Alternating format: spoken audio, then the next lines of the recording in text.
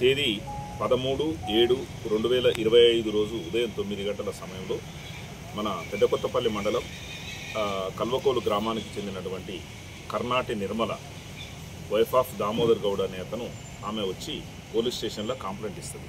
ఏమనంటే నా భర్త 11వ తారీఖు రోజు రాత్రి ఇంటిపైన పడుకుంటా అని చెప్పేసి వెళ్ళిండు. 12వ తారీఖు రోజు ఉదయం మేము చూస్తే నా భర్త కనపడలేదు. 12వ తారీఖు మొత్తం కూడా సెర్చ్ చేసినాం, ఎక్కడ కూడా అతని జాడ దొరకలేదు అని చెప్పేసి కంప్లైంట్ ఇచ్చిన తర్వాత దాని మీద మేము మ్యాన్ మిస్సింగ్ కింద కేసు నమోదు చేయడం జరిగింది.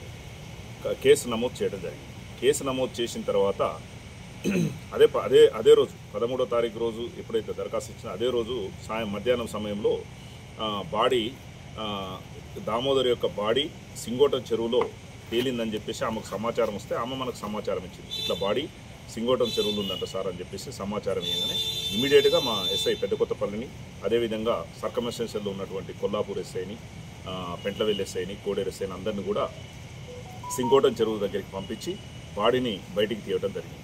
బాడీని బయటికి తీసిన క్రమంలో బాడీ మీద తల మీద బలమైనటువంటి గాయాలతో చనిపోయి ఉన్నట్లుగా మేము గుర్తించడం జరిగింది.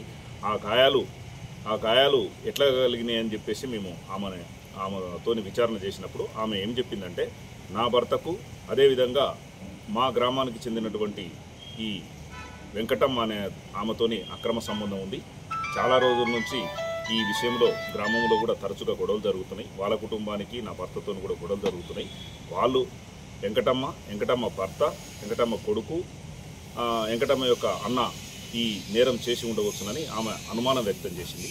అప్పుడు ఆ బాడీని ఇమీడియట్గా హాస్పిటల్కి తరలించి పోస్టుమార్టం చేసి దాన సంస్కారాల కొరకు శవాన్ని వాళ్ళకు అప్పచెప్పడం జరిగింది. తర్వాత తదుపరి విచారణలో ఈరోజు ఉదయం మన పెద్దకొత్తపల్లి గ్రామంలో వాళ్ళ బంధువుల ఇంటి దగ్గర వీళ్ళందరూ కూడా ఉంటే ఈ 4 నేరస్తులను కూడా పట్టుకొని మేము విచారణ చేస్తే వీళ్ళందరూ కూడా నేరం చేసినట్టు ఒప్పుకోవడం జరిగింది.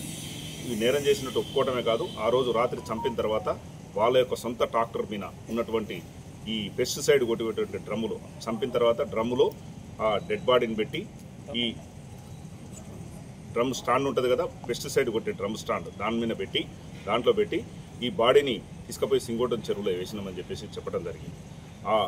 ఈ నేరస్తుల యొక్క కన్ఫెషన్ ప్రకారంగా ఆ ట్రాక్టర్ను కూడా ఈరోజు సీజ్ చేసి మేము కోర్టులో డిపాజిట్ చేస్తున్నాం. నేరస్తులను కూడా కోర్టులో ఇలా ప్రొడ్యూస్ చేయడం జరుగుతుంది.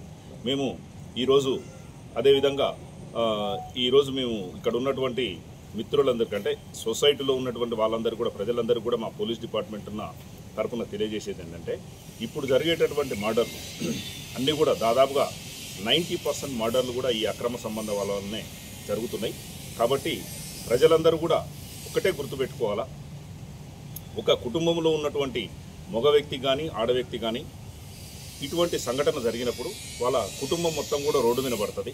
కాబట్టి ఈ అక్రమ సంబంధాల వల్ల జరిగేటటువంటి అనర్థాలు అంటే పిల్లలందరూ కూడా అనాథలు అవుతారు, కుటుంబం కూడా అన్ని రకాలు కూడా ఇబ్బందులకు లోనవుతుంది, సొసైటీలో కూడా పేరు పోతుంది. కాబట్టి ఎవరైనా సరే ఇటువంటి అక్రమ సంబంధాలు ఏమైనా ఉంటే ఇప్పటి నుంచి కూడా అన్నీ కూడా రిమూవ్ చేసుకొని వాళ్ళ యొక్క కుటుంబ సభ్యులతోని వాళ్ళ యొక్క మంచి జీవితాన్ని కుటుంబ సభ్యులకు పిల్లలకు మంచి జీవితాన్ని ఇచ్చి వాళ్ళ కుటుంబంతో సుఖ సంతోషాలతో ఉండాలని చెప్పేసి మేము కోరుకుంటున్నాం. కాబట్టి ఈ అక్రమ సంబంధాల వల్లనే 90% మర్డర్లు అవుతున్నాయి. కాబట్టి ఇవి లేకుండా సాధ్యమైనంత వరకు చూసుకోవాలని చెప్పేసి ఈ సందర్భంగా తెలియజేస్తాం.